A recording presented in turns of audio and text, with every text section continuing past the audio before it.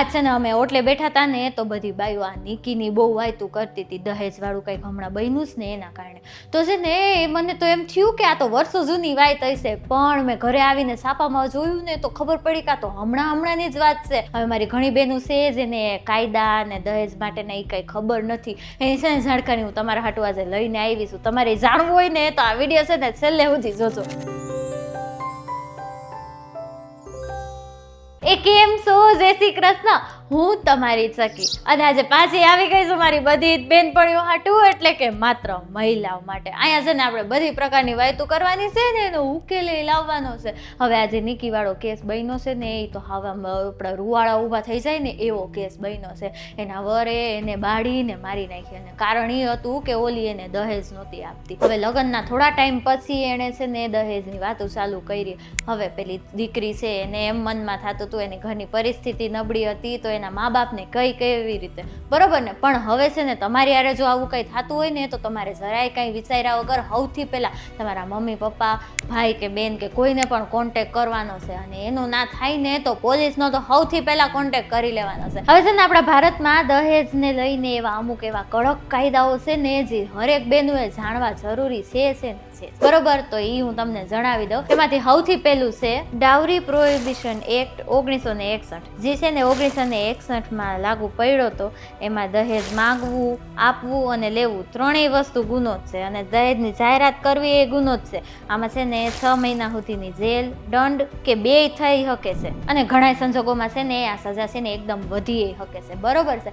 હવે ખાલી દહેજ લેવું, માગવું એ સિવાયની દહેજના કારણે થતી જે સતામણી છે ને એ એક પ્રકારનો ગુનો છે. અને આઈપીસી જે સેક્શનો છે ને એની હેઠળ 3 સેક્શન છે જે આના માટેની છે. એ હું તમને હવે જણાવી દઉં. પહેલું છે સેક્શન 498A. એમાં છે ને દહેજ માટે સતાવવું, ત્રાસ આપવો, માનસિક કે શારીરિક રીતે હિંસા કરવી ને એ એક ગુનો છે. બીજું છે સેક્શન 304B. હવે છે ને લગ્નના 7 વર્ષની અંદર પત્નીનું મૃત્યુ બળવાથી કે કંઈ લાગવાથી કે કુદરતી રીતે ના થયું હોય એવી રીતે થાય ને તો એવું સમજવામાં આવે છે કે દહેજ માટે એને સતાવવામાં આવતું હતું. ત્રીજું છે સેક્શન 306. હવે છે ને દહેજની સતામણીને કારણે પત્ની આત્મહત્યા કરે ને તો પતિ અને એના પરિવારને દોષી ઠેરવાય છે ને એને સજા થાય છે. હવે છે ને એવું થાય જ છે કે આ દહેજની બાબત છે ને એ ઘરેલું હિંસામાં પરિવર્તિત થઈ જ જાય છે. તો એના માટેનો છે ને એ કાયદો છે protection of woman from domestic violence act 2005. હવે આ કાયદો છે ને એ ક્રિમિનલ નહીં સિવિલ પ્રોટેક્શન આપે છે. અને આ કાયદા હેઠળ જો સ્ત્રી કોઈ છે ને કોર્ટમાં જઈને મદદ માંગે ને તો એને હું તમને હમણાં જણાવું છું એટલા ઓર્ડરો એને મળે છે. પ્રોટેક્શન ઓર્ડર, પતિ કે પરિવાર હિંસા ન કરે ને એવી કાયદાકીય સુરક્ષા.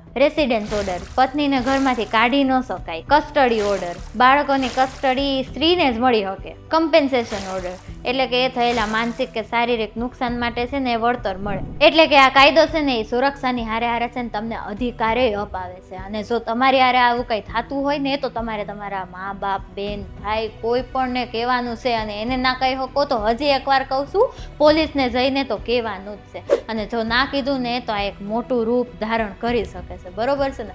સારું, હાલો હવે હું રજા લઉં, આપણે પાછા કાલે મળશું, બરોબર છે ને. તમને આમાંથી વધારે કંઈ જાણવું હોય કે એ સિવાયનું બીજું જાણવું હોય ને તો મને કમેન્ટ કરીને એકવાર જણાવી દેજો. એની ઉપર છે ને એક લાઇક, શેર ને સબસ્ક્રાઈબનું બટન છે ને એ એકવાર દબાવી દેજો હો ને. મળીએ કાલે પાછા. આવજો. જય શ્રી કૃષ્ણ.